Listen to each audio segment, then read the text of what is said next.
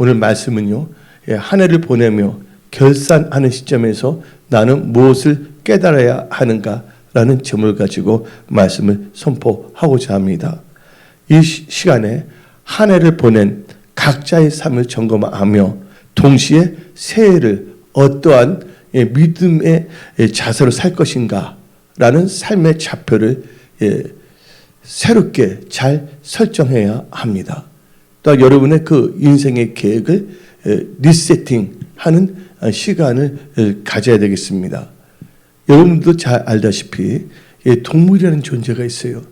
여러분들도 뭐 개도 볼 수가 있고 고양이도 볼 수가 있고 돼지도 볼 수가 있고 또 야수 호랑이도 볼 수가 있고 사자도 볼 수가 있습니다. 개나 돼지나 이 고양이 같은 동물들은 시간의 흐름을 잘 감지하지 못합니다. 어제 오늘 내일과 같은 시간의 의미를 찾을지도 모르고 왜 사는지 왜 존재하는지 그 삶의 존재를 깨달을 줄도 모릅니다. 그래서 동물의 세계는 역사가 없습니다. 100년 전의 동물의 삶이나 지금의 동물의 삶이 똑같고 지금의 동물의 삶이 앞으로 100년 후에 동물의 삶과 똑같습니다. 변화가 없습니다. 거기에는 동물들 세계는 1차 산업, 2차 산업, 3차 산업, 4차 산업이 있을 수가 없습니다. 그들은 100년 전의 모습이 지금의 모습이고 지금의 모습이 앞으로의 모습일 뿐입니다. 그러나 우리 호모사피언스, 우리 인간들은 동물들과는 다릅니다. 첫째, 우리는 인간들은요, 우리의 모습은요, 인간의 모습은 없다는 거예요. 이 거를 볼 때마다 우리는 뭘 생각하냐? 하나님께서 하나님의 이 형상대로 우리를, 모양대로 우리를 지으셨어요. 그래서 예수님께서 나중에 인간의 모습을 왔다는 것은 결국은 하나님의 모습으로 온 겁니다. 창세기 1장을 보게 되면 하나님께서 우리를 뭐예요? 하나님의 모습대로, 형상대로 우리를 지으셨다 했거든요. 그래서 우리 인간은 다른 이 피조물하고는 다릅니다. 우리 생긴 것 자체가 누구의 모양대로? 하나님의 모양대로 창조가 되어 존재입니다. 그리고 이 하나님께서는요, 우리 인간들에게 지각의 능력을 주셨습니다. 또 생각하는 능력을 주셨습니다. 우리가 삶을 살아가면서 세월이 주는 의미와 시간의 중요성을 깨닫고 우리의 인생의 시기를 우리 인간들은 또 구분도 합니다. 우리 한 명 한 명의 인간사를 볼 때, 인생을 볼 때 그 인생조차도 우리는요 구분합니다. 첫째, 엄마 뱃속에 있을 때를 뭐라 그럽니까? 태아기라고 합니다. 이 태아기에서 벗어나면 영아기가 있고, 영아기가 벗어나면 유아기가 있고, 또 유아기에서 뭐예요? 똑같은 인간인데 시간의 흐름에 따라서 달라져요. 아동기가 있고, 아동기가 지나가면 소년기가 있고, 또 청소년기면서 사춘기가 있고, 그 다음에 청년기가 있습니다. 또 청년기를 지나면 중년기가 있고, 중년이란 말 있잖아요. 그 다음에 또 장년기가 있고, 또 지나가면 노년기가 있잖아요. 인간들은 자기 인생을 이렇게 세분하며 시간의 흐름에 따라 구분을 할 수 있는 그 능력을 받았습니다. 그 우리 인간들은 역사를 볼 때도 역사를 시대별로 또 뭐냐면 클래시피케이션, 구별을 합니다. 그래서 구석기 시대가 있고 또 역사가 발달됐기 때문에 우리 어렸을 적에는 신석기 시대, 구석기 시대, 신석기 시대 두 개로 나눠지는데 요새는요 이 역사를 어떻게 보냐? 구석기 시대, 중석기 시대, 신석기 시대, 청동기 시대, 그 다음에 철기 시대 이렇게 또 나누고 있어요. 또 우리 인간들은요 또 산업을 볼 때, 산업의 관점에서 볼 때 그것을 1차 산업, 2차 산업, 3차 산업, 4차 산업으로 또 구분하지도 합니다. 그리고 예수 안에서 인생의 의미를 발견하고자 하는 사람들은 살아가면서 질문합니다. 왜 살아야 하는가? 첫째가. 두 번째는 어떻게 살아야 하는가? 세 번째는 나는 어떠한 이 세상에서 무엇으로 존재하는가? 어떤 존재일까? 라는 것을 질문합니다. 저는 이 젊었을 때 예수를 믿기 전에 나한테 질문한 게 있었어요. 어떻게 질문했냐면 What is the meaning of life? 인생의 의미는 무엇인가? 그러면서 또 내 자신에게 질문한 게 있어요. Am I growing through life or going through life? 이 말은 인생을 통해서 내가 성장하는 살아가는 건가? 아니면 인생을 묻어서 그냥 지나가는 것인가? 라는 질문을 많이 했어요. 제 자신을요.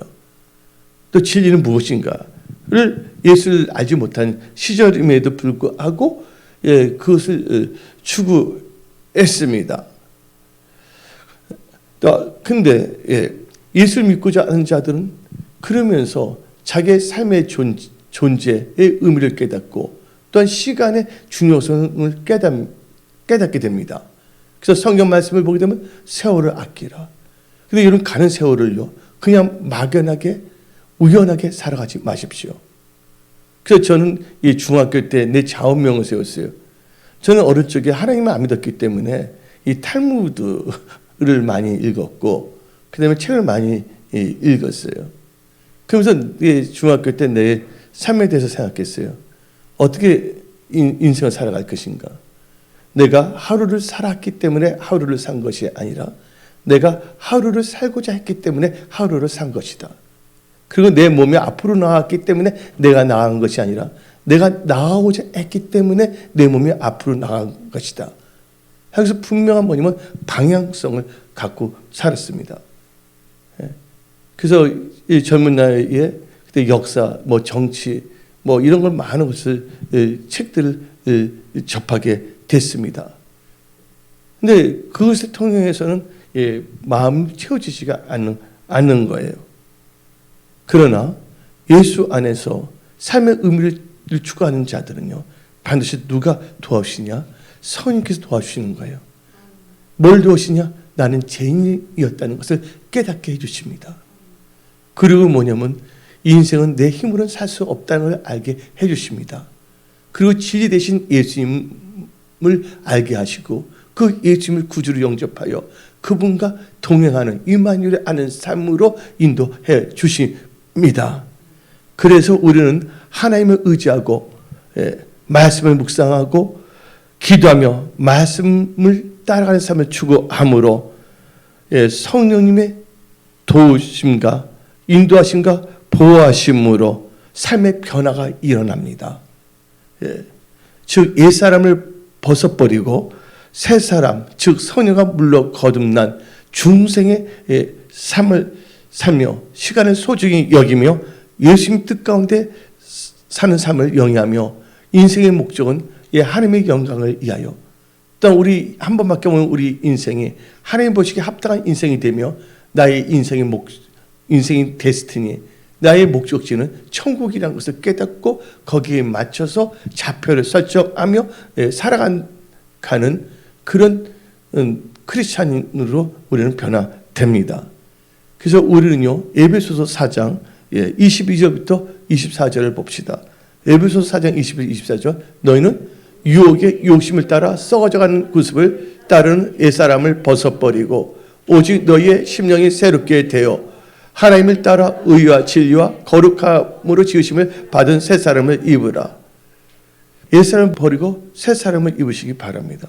인간의 힘으로는 이 세상의 것을 다 해결할 수가 없습니다. 오직 예수만이 우리의 구원자이시며 우리의 해결자라는 것을 여러분들 믿으십시오. 그러면서 이 한 해를 보내며 결산하는 시점에서 우리는요, 지금까지 생존하고 살아온 것이 하나님의 은혜라는 것을 깨달아야 합니다. 올해도 보세요. 코로나19가 있었습니다.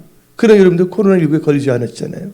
그리고 지금 이 시간에 여러분들 지금 사업이 잘 되든 힘들든 간에 여러분들이 하나님께 예배 드릴 수 있는 믿음을 가지고 여기에 예배 드린다는 그 자체가 하나님의 은혜라는 것을 깨달으십시오.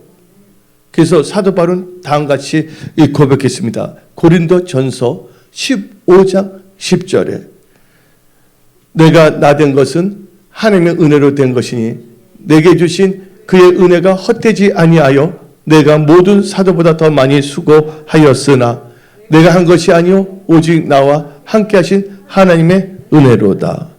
예.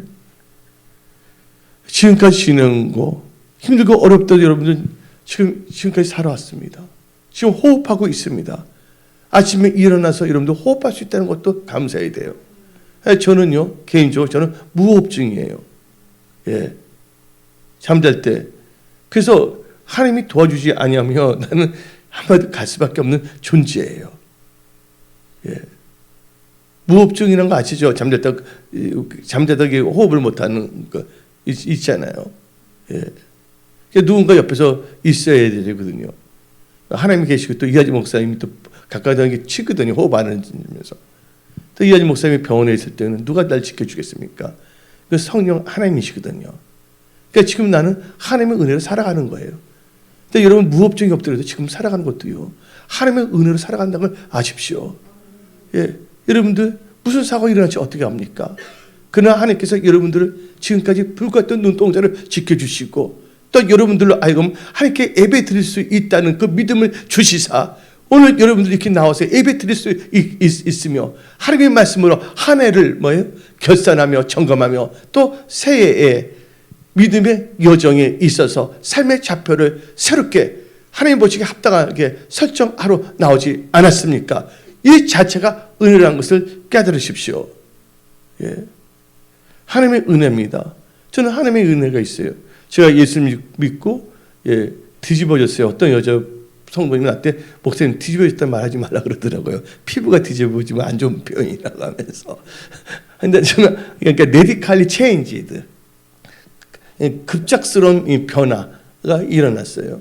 그래서 저는 이제 예수 믿고서 길거리에서 예수님은 집도 없었다는 성경책 보고서 나도 예수님을 따라가야 되겠다. 그래서 젊은 나이에 또 어떻게 되냐면 길거리에서 이제 노방전도자가 되기로 했어요. 하나님께 보니 1년간 내가 노방에서 살겠다. 그래서 예수에 미쳤죠. 그러다 또 예수 믿게 된 일을 하는데 하도 내가 미쳐버렸는데 소문이 자자해요. 그래서 저희 어머니가 예수를 믿지 않는 분인데 계획을 세운 거예요. 저를 납치하려고. 그래서 엉뚱 저쪽에 가면 또 하나님들 이상한 말을 했는데 그때 내가 깜빡했어요. 그래서 어떻게 되면 제가 필라델피아가 아니면 펜실바니아 주예요.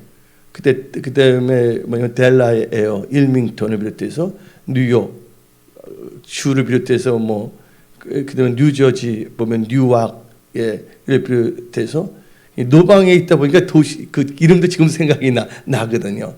그런데 지금 만나면서 어디 캔사스로 또 이렇게 한번 가자고 해서 갔어요. 근데 거기 아는 분이 있는데 알고 보니까 나를 납치한 계획이었어요. 그래서 어떻게 됐냐면 우리 지금 시절에 우리는 오피스텔을 가지고 그때는 뭐냐면 미국에서는 스튜디오라고 합니다. 혼자 하는 거. 방 하나 스튜디오 딱 있는데 앉아서 완전히 속았다는 걸 알았습니다. 그래서 그때 어떻게 나는 이제 그때 금식했거든요. 젊었을 때 금식 진짜 많이 했어요. 그때 어떻게 되면 하나님께 또 금식을 시작합니다. 금식을 시작하는데 금식을 하게 되면 이제 물을 또 마셔야 되잖아요. 근데 뉴욕이나 필라델피아에서 팔던 통이 있어요. 갈론이라고 그러잖아요. 물을 그 단위를 갈론이라고 표현합니다. 그 하얀 통으로 돼서 물을 팔거든요. 이만한 큰 거를요.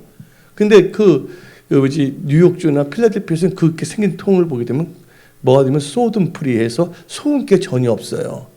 근데 저는 이제 이 캔사스로 납치가 되기 위해서 토픽한가 뭔가 그쪽으로 왔을 때 또 금식을 시작하거든요. 끄떡 하면 금식하거든 저는요. 물통이 또 소금이 없는 줄 알았어요. 저는 계속 그런 줄 알았는데 금식하다가 며칠간 금식하다가 물을 마셨는데 어떻게 되냐면 물을 한 모금 마시다가 피가 팍 터져 버렸어요.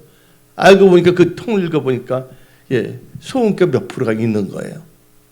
물도 못 마시는 거예요. 이제 피가 나오니까 다 죽게 됐습니다. 여러분들 금식을 또 했고 마치려고 해도 마칠 수가 없고 물도 음식은커녕 물도 마칠 수가 없게 돼버렸어요. 이제 여기서 나는 안전히 죽는 건가? 또 그때 사정이 병원도 갈 상황도 아니었고, 그때 저는 뭐냐면 원래 제 미셔너리 꿈이 선교사였기 때문에 하나님께 주신 거.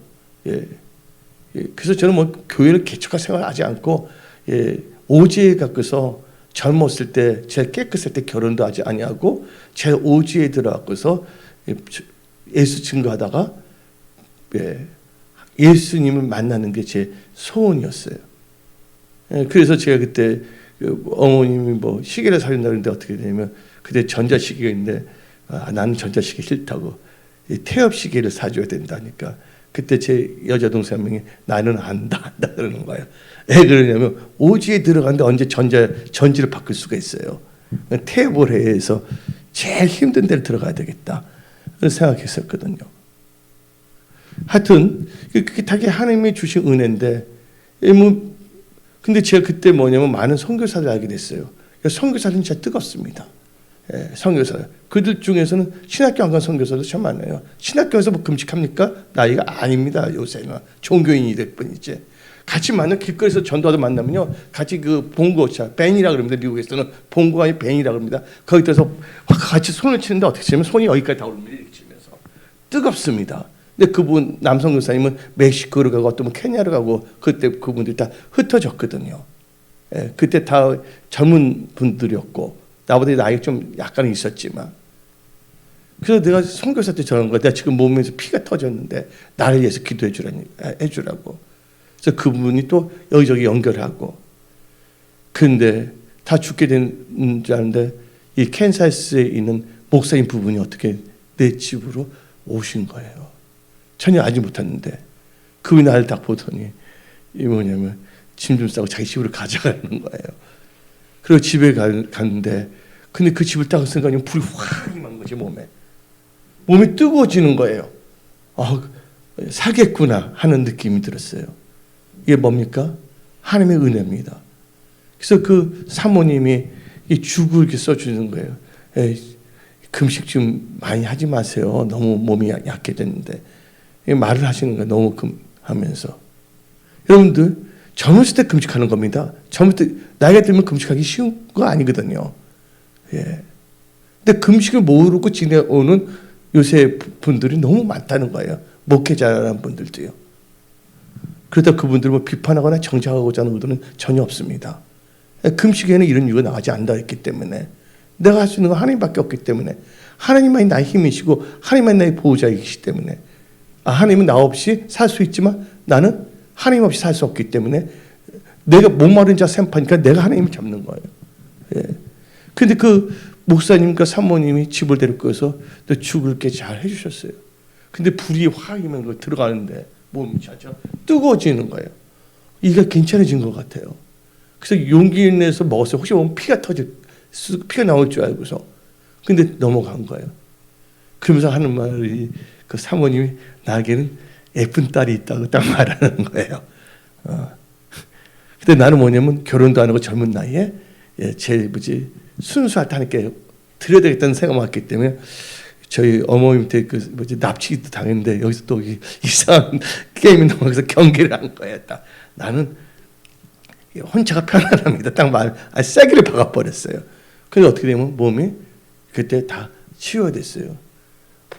그때 제가 이게 한글 찬송가는 걸 좋아했어요. 지금까지 지내온 거. 왜냐면 길거리에서 살았거든요. 추운데 어떨 때는 공항에서 잠을 자고, 어떨 때는 자동차에 잠을 자고, 추우니까 공항에 가면 공항은 사람을 차별하지는 않잖아요. 그때 제가 부른 게 뭐냐면 지금까지 지내온 거, 주의 크신 은혜라, 한이 없는 주의 사랑, 어찌 이루 말하냐, 자나깨나 주의 손이 항상 살펴주시사 모든 일 주 안에서 형통케 하신다고 다 죽었던 몸인데 하나님께서 살려주신 거예요. 그런데 제가 2010년도에 그때도 그 금식 기도를 했었어요. 4일간을.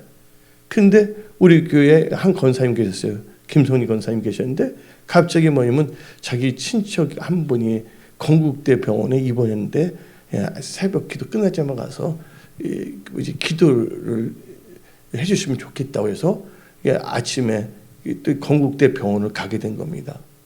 그 기도를 다 해줬겠는데 갑자기 권사님께서 목사님 금식 중이죠 하는 거예요. 예, 금식 중입니다. 아, 잘 됐네요. 온 김에 뭐냐면 이장 내시경 다 대장 내시경 다 받읍시다 하는 거예요. 그래서 권사님 갑자기 말하더니 예약도 안 했는데 또 잘 아셔갖고서 난 받기 싫은 난 그때까지 예수님 그 병원 가본 적이 없습니다. 저는 예수님이 다 치유하신데 무슨 병원이냐. 그래서 제가 뭐냐면 그때까지 뭐냐면 보험을 들어본 적이 없습니다. 그 보험도 목사들 보면 이상하게 생각했어요.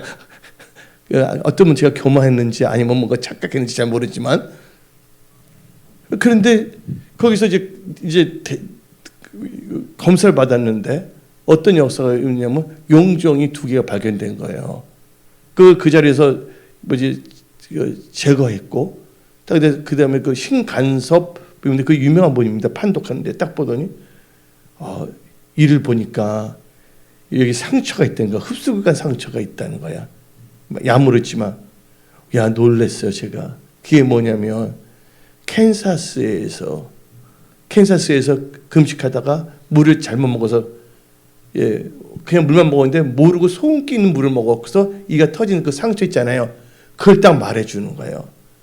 근데 누가 보호해 주셨냐면 하나님께서 보호해 주시고 또 때가 되니까 하나님만 의지했더니 웬만해서 병원 안 가니까 갑자기 그렇게 신방 가다가 해갖고서 용종 2개 또 하나님께 발견해서 물론 하나님께서 그냥 제거도 해줄 수가 있지만 합력해서 손을 이렇게 해서 또 그게 없애게 주고 그리고 내가 그래서 2012년도 그때 뭐냐면 처음으로 뭐냐면 이제 보험을 듣기 시작했어요. 만약을 모르니까. 예. 근데 보면 다 뭐냐면 하나님의 은혜란 거. 지금까지 지는 거 누구의 은혜입니까, 여러분들? 하나님의 은혜란 것을 여러분들 깨달으십시오. 예. 그래서 이 지금까지 지는 거 가사를 보게 되면 몸도 마음도 연약하나 세임 받아 살았네. 물 붓듯이 부시는 주의 은혜 족하다. 난 또 뭐 길거리에서 생활을 많이 했잖아요. 사람 없는 거리 어떤 돌도 맞은 적도 있거든요. 제가 그럼 이 가사가 그냥 부를 때는 의미를 모르겠지만 사랑 없는 거리에 나 예수님 때문에 나에게 주어주신 예수님을 생각할 때 그 예수님 때문에 제가 이 노방 생활을 해서 다녔거든요. 도시를. 그때 이 가사의 의미 사랑 없는 거리에나 험한 산길 헤맬 때 주의 손을 굳게 잡고 찬송하며 가리라. 예. 여러분들 지금 막연하게 살지 마십시오. 우연하게 살지 마십시오. 세월을 아끼십시오. 예. 여러분들 여태까지 살아온 게 다 누구의 은혜라고요? 하나님의 은혜로 살아왔다는 것을 믿으십시오. 예, 은혜로 살아온 사람들 조금 일이 안 된다고 해서 좌절하거나 낙심하지 마십시오. 누굴 탓하지 마십시오. 그래서 고린도후서 6장 1절에 고린도후서 6장 1절 다음같이 말합니다. 우리가 하나님과 함께 일하는 자로서 너희를 권하노니 하나님의 은혜를 헛되이 받지 말라. 예. 하나님의 은혜를 도리어 방탕한 것을 바꾸는 자들을 경계하십시오. 유다서 1장 4절을 보게 되면 다음같이 말합니다. 유다서 1장 4절 이는 가만히 들어온 사람같이 있습니다. 그들은 애초부터 이 판결을 받기로 미륵 기록한 자니 경건하지 아니하여 우리 하나님의 은혜를 도리어 방탕한 것을 바꾸고 홀로 하나이신 주제 곧 우리 주 예수 그리스도를 부인하는 자니라. 근데 제가 할 때 그때 제가 알던 거의 70이 가까운 성도님이 계셨어요. 권사님 아니시고 여자분이 집사인데 길거리에서 하다가 저 어떨 때는 만나면 그때 별명이 제가 미스터 할렐루야였거든요. 항상 할렐루야 하고 다녔기 때문에. 근데 제가 몸이 안 좋다고 하고서 그분이 40일 금식을 들어가신 거예요. 그때 그 피도 주고. 그러니까 하나님께서 어떻게 되면요. 예, 합력해서 서로를 계시고 기도하게 하신 거예요. 예, 예수 믿는 것은 뭐가 있는 거예요? 받은 증거가 있습니다. 하나님의 뜻대로 살고 할 때는 고난도 있을 수가 있어요. 예수 그리스도의 영광에 동참하기 위해서는 고난에도 동참할 수가 있어요. 근데 고난 가운데 이 고난이 고난으로 끝나서는 안 됩니다. 고난이 있을 때 하나님을 찾고 하나님께 기도할 때 하나님께서 뭘 주시냐? 한량 없는 하나님의 은혜를 물붓듯이 부어 주십니다. 우리가 똑똑해서 우리가 잘나서 여기까지 온 것이 아니라 전적인 하나님의 은혜로 여기까지 왔습니다. 그래서 우리는 지금까지 살아온 것이 하나님의 은혜라는 것을 깨달으시며 올 한 해를 잘 마무리하시고 새해를 준비하십시오. 두 번째로 한 해를 보내며 결산하는 시점에서 예수를 믿는 성도는 성도의 삶이 감사의 삶이라는 것을 깨닫고 감사하는 삶을 사십시오. 예, 감사해야 됩니다. 여러분 힘듭니까? 어려웁니까? 하나님께 도리어 감사하십시오. 예. 시편 118편 1절을 봅시다. 시편 118편 1절은 다른 시편에도 많이 기록된 성경 말씀입니다. 다 같이 소리내서 읽어봅시다. 시작. 여호와께 감사하라. 그는 선하시. 이 선한 게 뭡니까? 좋으신 분이란 뜻이에요. 예. 그는 선하시며 그의 인자하심이 영원하심이로다. 하나님은 좋으신 분이십니다. 인자하심이 영원하십니다. 그래서 하나님께서는 하나님을 사랑하는 자들은 모든 것이 합력하여 선을 이루게 하십니다. 예. 그 모든 것에는요, 좋은 것만 있는 것이 아니에요. 마음 아픈 일도 있고, 또한 잘 되는 것만 아니라 어려운 일도 있을 수가 있어요. 그러나 하나님을 사랑하는 자, 그 뜻대로 부르심을 입은 자들은 그 모든 것이 합력하여 선을 이루게 하신다고 성경은 말하고 있습니다. 그래서 여러분들 힘들고 어려운 일이 생겼습니까? 그때도 여러분들 염려하면 안 됩니다.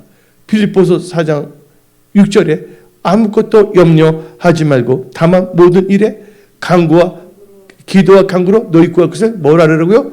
감사함으로 하나님께 아뢰라. 누가 뭐라고 그러면 감사. 예. 그럼 하나님께 지켜주신다는 거예요. 제가 몇 년 전에 어떤 분이 쓴 간증 수기가 있어요.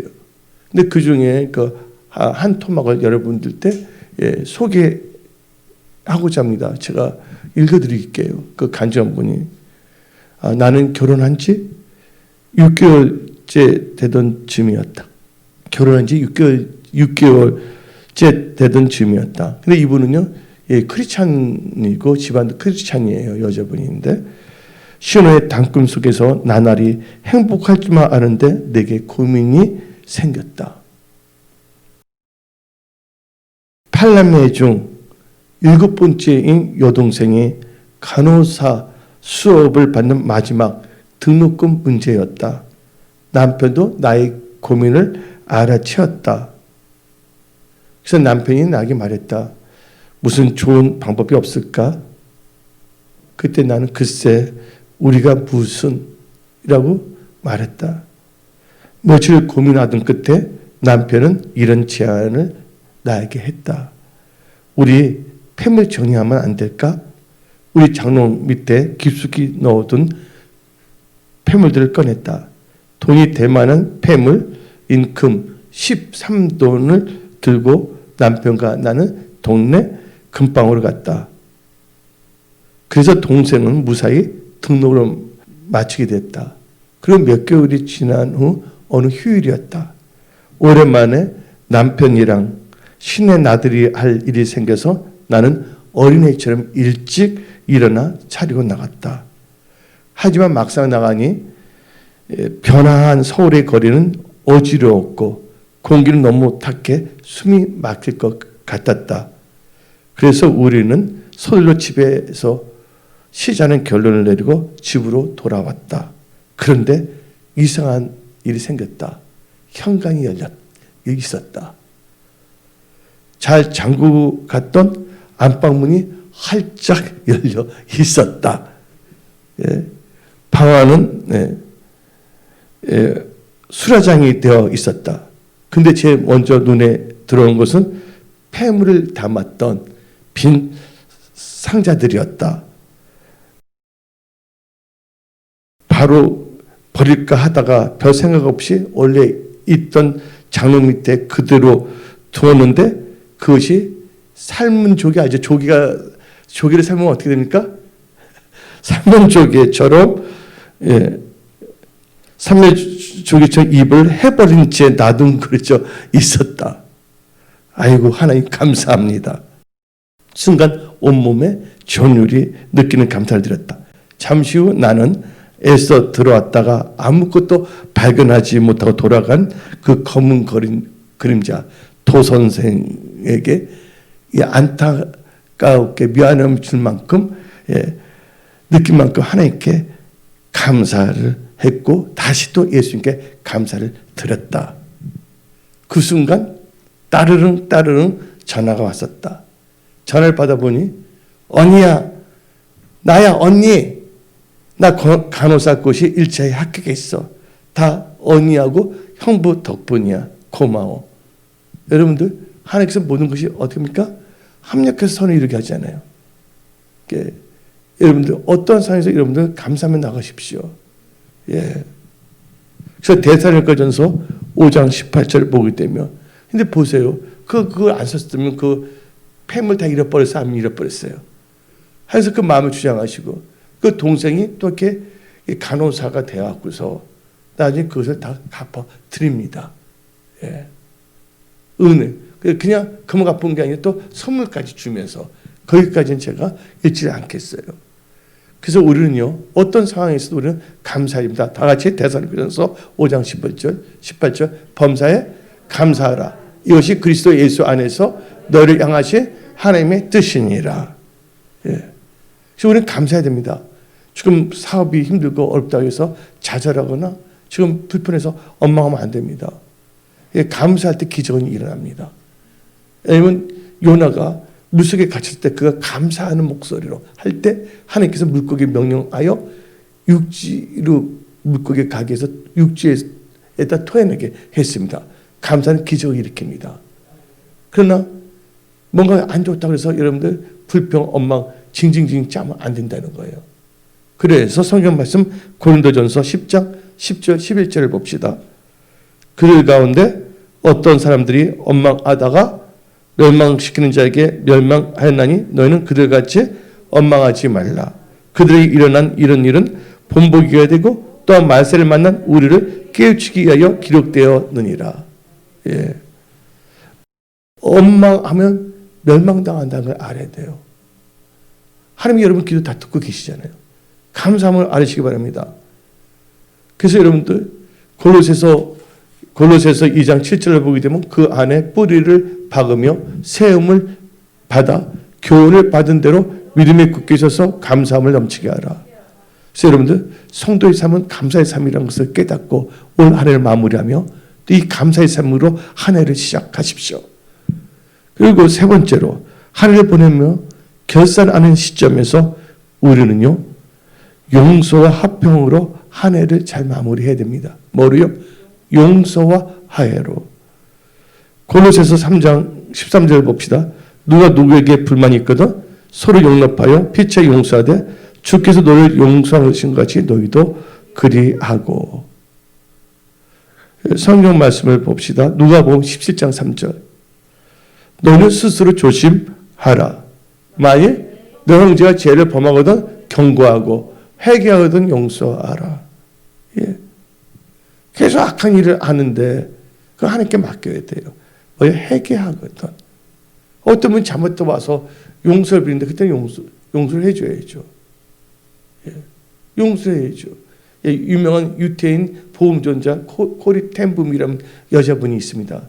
이 코리 텐붐이 아우슈비츠 이 수용소까지 끌려갔다 나온 분이에요. 하나님의 은혜가 기적적으로 살아남은 사람이에요.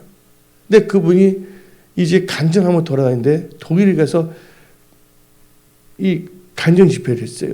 근데 말씀하다 이제 해가서 앞으로 나오는데 한 분이 딱 나온 거예요.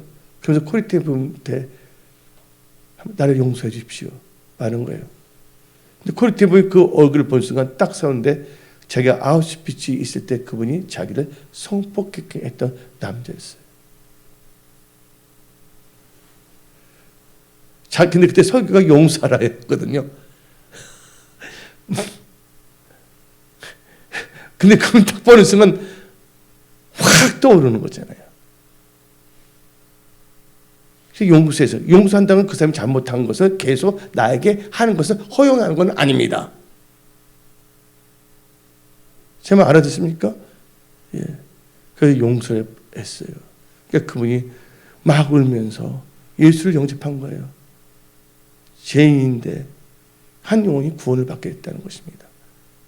그래서 우리는 용서를 하면서 또한 마무리를 할 땐 또 화평해야 됩니다. 예. 서로 온수 맺으면 안 됩니다. 그래서 에베소서 2장 14절 봅시다. 그는 우리의 화평이신지라 둘로 하나를 만드사 온수된 거 그 중간에 막힌 담을 자기 육체로 하시고. 우리 화평해야 되는데 화평을 잘못 이해하면 안 됩니다. 예. 중들어가 화평해서 같이 뭐냐면 조계사가 그래서 그 108배 해야 됩니까? 이 말씀을 선포하는데 말씀을요 잘못 적용하면 골치 아파요. 사업하는데 목사님이 또 이렇게 합평을 했다고 비즈니스 냉정한 거거든요. 따지면서 하는데 목사님 그거 그냥 용서했으니까 속에 있는 거 다 보이는데 그게 용서해. 모른 척하자 해서 계약서 사인하면 또 안 되는 겁니다. 그러니까 여러분들 제일 중요한 것은 뭐예요? 하늘을 보면서 용서와 화평으로 마무리를 잘 하십시오. 마지막으로 오늘 하늘을 보내며 결산하는 시점에서 오늘 본문 말씀이 우리에게 주는 것을 깨달아야 됩니다. 뭐야? 쉬운 대로 거두게 된다는 거. 이 세상은 뭐가 없다? 우연이 없다. 여러분들 우연은 전혀 없다는 것을 깨달으십시오. 예. 오늘 본 말씀을 통해서 오늘 본 말씀 보게 되면 귀인이 나오고 있어요. 또 백성들이 나오고 또 세 번째 조는 착하고 충성된 자. 네 번째 악한 사람이 나오고 있습니다. 그래서 귀인은 누구를 의미하냐면 예수님이 비유인데 예수님을 말하는 거예요. 그 귀인이 뭐예요? 왕위를 받고자 먼 나라를 갔다는 거예요. 그래서 귀인은 예수를 의미하는 거고 이 먼 나라는 뭐를 의미하냐? 천국을 의미하는 것입니다. 그거 왕이란 건 뭡니까? 왕 대신 예수님이 갖고 있는 지위와 권세를 왕이라고 말할 수가 있습니다. 그리고 여기서 은하가 나옵니다. 10명을 불렀는데 한 사람당 한 문화씩 줍니다. 이 문화는 뭡니까? 복음입니다. 복음입니다. 그리고 그 10명에게 그 귀인은 말했습니다. 내가 올 때까지 뭐하라? 장사라고 했습니다. 이게 비유인데 이것은 뭘 의미하는 것이냐? 교회에서 열심히 충성하고 세상에 나와서 예수의 증인이 되되 빛과 소금의 직분을 감당하라. 그것이 바로 장사라는 뜻입니다. 근데 오늘 본문 말씀 보면 네 종류의 사람이 나오는데 첫째는 기인은 바로 예수님이십니다. 두 번째는 예수님이 왕이 되는 것을 싫어하는 종교형을 받는 백성들이 나오고 있습니다. 그게 어디 나오냐? 누가복음 19장 14절 읽어봅시다. 누가복음 19장 14절. 그런데 그 백성이 그를 미워하여 사자를 뒤로 보내어 이르되 우리는 이 사람이 우리의 왕됨을 원하지 않아이다. 누가 그랬어요? 헤롯 왕이 그랬잖아요. 자기 밥그릇 때문에 내가 왕인데 예수님이 왕으로 왔대? 그럼 나는 빼앗기는 건가 아닙니까? 여러분들은 헤롯 왕의 근성을 버려두고 침례 요한의 믿음을 본받아야 됩니다. 침례 요한은 다음같이 말했습니다. 그는 뭐 해야 되겠고 흥하야 되겠고 나는 쇠하리라. 우리가 줄어들고 우리를 통해서 예수님이 나타나야 되는 것입니다. 그런데 오늘 두 번째 종류는 예수님이 왕이 되는 것을 거부하는 이스라엘 백성들, 크리스천이 되는 거예요. 여러분들도 크리스천이지만 어느 순간에는 하나님의 말씀이 여러분을 통치하는 것을 거절하고 내 생각으로 따라가려고 하지 않습니까? 그 점에 여러분들 유의하십시오. 세 번째는 누굽니까? 칭찬과 포상을 받는 충성된 크리스천들입니다. 누가복음 19장 17절을 봅시다. 누가복음 19장 17절에 주인이 이르되 잘하였다. 착한 종이요 내가 지극히 작은 것을 충성했으니 열골 건설을 다스리라. 이 착하고 충성된 이 종의 특징이 있어요. 이는요 말없이 충성하는 신실한 크리스찬을 의미하는 것입니다. 갑자기 이거 하라는 거예요. 나는 그게 없는데? 아닙니다. 말씀에 순종하면 다 할 수가 있는 거예요. 예를 들자면 예수님께서 첫 번째 기적을 일으켰던 사건이 가나안의 혼잔치입니다. 그때 예수님은 그 하인들에게 말했습니다. 돌 항아리 6개 물을 채우라 했어요. 그 하인들이 물을 바꿔 포도주를 바꿀 수 있는 능력은 갖고 있지 않습니다. 그러나 그들이 뭐 할 때? 예수님 말씀에 순종하게 되면 물이 변해 포도주가 되는 거예요. 이 10명에게 똑같이 한 문화를 주는데 어떤 사람은 변명됩니다. 근데 여기 있는 분, 거기 착하고 충성된 자는 말씀에 순종해서 가는 거예요. 저 예수 믿고 이제 노방 정도 금식도 너무 성령께서 금식하려서 한 거였거든요. 예. 하나님을 사랑하게 되면 하나님의 음성을 듣게 되는데 하나님의 음성은 꼭 뭐냐면 너 돈 줄게 그런 목소리를 들으시는 게 아니라 하나님께서 어떤 신앙의 도전을 준다는 거예요. 그때 내 자신을 부인하고 그 말씀을 따라간다면 도리어 그것을 통하여 놀라운 하나님의 은혜와 축복을 받는 역사가 일어나고 영혼이 구원되는 역사가 일어나는 것입니다. 그래서 말없이 이들은 엉망불평도 하지 않았어요. 그런데 순종할 때 하나님께서는 하고자 하는 대로 하게 되는 거예요. 여기 전도하라고 그럽니다. 근데 많은 사람들이 전도 안 합니다. 아, 나는 뭐가 없어서. 근데 하나님은 우리를 사람 낳는 업으로 만들어준다고 그랬잖아요. 근데 이상하게 어떤 음식이 좋다 하면 허니 버터인가 뭐가 있잖아요. 소문나면 그것도 어떻게 자기가 사서 먹으려고 그래요. 해본 적도 없는데 사서 먹으려고 그랬잖아요. 근데 하나님이 원하신 제일 소중한 영혼 구원에 대해서는 이 핑계 저 핑계 대면서 이 종교의 영을 받아서 엉뚱한 말을 하면서 자기를 합리화시켜야 합니까? 아닙니다. 우리는 달라져야 됩니다. 이 문화는 뭐예요? 복음이에요. 장사하는 것은 증거하는 겁니다. 그리고 이 착하고 이 충성된 쪽은요, 남기는 삶을 살았다는 거예요. 한 문화를 몇 개 문화를 만들었어요? 10문화를 만들었어요. 또 한쪽은 5문화를 만났어요. 여러분들 한 해를 지나갔으면 꼭 열매를 맺는 여러분들이 다 되시기 바랍니다.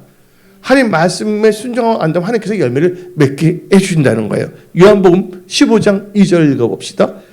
무릇 내게 붙어있어. 붙어있다는 건 말씀에 순종하는 자입니다. 이런 이유 저런 이유 되면서 핑계대는 사람들이 아니라 무릇 내게 붙어있어 열매를 맺지 아니하는 가지는 아버지께 그것을 제거해버리시고 무릇 열매를 맺는 가지는 더 열매를 맺게 하려 하여 그것을 깨끗하게 하시니라. 예. 그리고 이 충성되는 자기 일에 작은 일조부터 충성합니다. 예. 마태복음 25장 23절 봅시다. 잘하였도다 착하고 충성된 종아 너가 적은 일에 충성하였으며 내가 많은 것 얻게 맡기리라. 내 주인의 즐거움을 참여하지다. 저도 충성하고 하지만 한 명도 전도하지 못해서 아 나는 세계적인 부흥사가 되겠다. 예, 놀고 있습니다. 세상 말로 황당한 크리스찬들이 많다는 거예요. 우리 안에 있는 황당성을 없애버려야 됩니다. 네 번째 교훈이 뭡니까? 이 세상은 우연이 없다. 뿌린 데를 거둔다. 이 적은 것부터 우리는 잘 심어야 될 줄 믿습니다. 그리고 이 충성되는 처음부터 끝까지 이제 한 마음을 지켰다는 거예요. 계속 주님을 했기 때문에 어떤 사람 5문화, 10문화 만났잖아요. 그래서 여러분은 처음 사랑, 처음 행위, 처음 믿음을 끝까지 간직하십시오. 마지막으로 네 번째, 오늘 본문에서 네 번째의 사람은요, 정말 악하고 게으른 종입니다. 이 악하고 게으른 종의 특징이 뭔지 아십니까? 첫째로 이 사람은요, 주인을 제대로 알지 못했다는 거예요. 누가복음 19장 21절을 봅시다. 누가복음 19장 21절에 이는 당시 엄한 사람인 걸 내가 우리 하나님 뭐하였어요? 선하신 분이세요. 하나님을 제대로 알지 못했다는 거예요.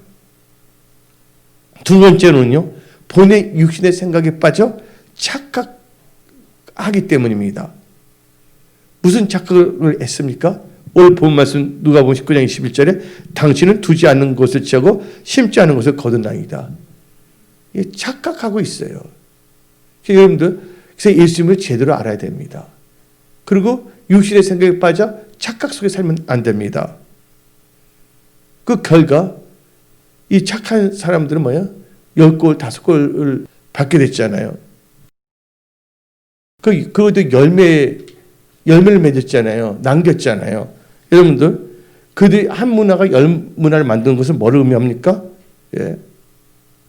이 말은 우리가 하나님의 은혜 가운데 또 축복을 받으면 그거 더 큰 봉사를 하라고 하나님께서 은혜 가운데 영권권 묶음을 부으신 거예요. 문화를 더 큰 것을 섬기라고. 대통령이라는 직분이 국민을 섬기는 직분입니까? 아닙니까? 섬기는 거잖아요. 여러분들이 회사나 일터가 다 잘되면 잘 될수록 뭐예요? 하나님을 더 크게 섬기라고 하나님께서 그 기름 부음을 부으시는 거예요. 그래서 나중에 천국에서 뭘 많이 타기 위해서 상을 많이 타기 위하는 것을 깨달으십시오. 그리고 여러분들 천국에 들어가게 되면 거기서 일치이동이 있을 수가 없습니다. 여러분들 이 세상이 참 중요합니다. 이 세상에 살 동안 예수를 영접해야지만 천국 갑니다. 여러분들 죽은 다음에 지옥에 가서 예수 영접하면 천국 갑니까? 못 가잖아요. 이 세상에 있는 것이 여러분의 영원한 것을 결정한다는 걸 깨달으십시오. 그래서 여러분들 세월을 아끼시고 여러분들 하나님 나라와 의를 먼저 구하는 지혜로운 크리스찬들이 되십시오. 그런데 이 악한 종에게 임한 것은 세 가지입니다. 첫째, 주임으로부터 뭐라는 말을 듣습니까? 악한 종이란 이름을 듣게 됐습니다. 두 번째는 뭐예요? 가진 것도 빼앗겼다는 거. 예. 세 번째는 뭐예요? 죽임을 당했다는 거예요. 누가복음 19장 27절 읽어봅시다. 누가복음 19장 27절. 그리고 내가 왕됨을 원하지 아니하던 저 원수들을 이를 끌어다 내 앞에 죽이라. 여러분들 선악과를 따먹으면 정령 죽으려 그랬잖아요. 얘 죽는다는 것은 하나님의 관계가 끊어진다는 거예요. 결국은 뭐예요? 지옥에 간다는 것을 의미한다는 것입니다. 오늘 말씀을 마치겠습니다. 우리는요, 하나님으로부터 받은 문화, 즉 나에게 주어진 사명과 직분을 제대로 감당하여 하나님께 옳다 인정을 받는 성탄 자가 되게 되어 있고, 또 내년에는 우리가 다섯 문화, 열 문화를 남기는 그런 크리스찬이 되어야 되겠습니다. 그래서 첫째, 올 한 해를 보내면서 내가 살아온 것은 은혜였다. 두 번째는 뭐를 깨달아야 된다? 우리 성도의 삶은 감사의 삶이라는 걸 깨달아야 됩니다. 예. 오늘 말씀 마치겠습니다. 기도하겠습니다.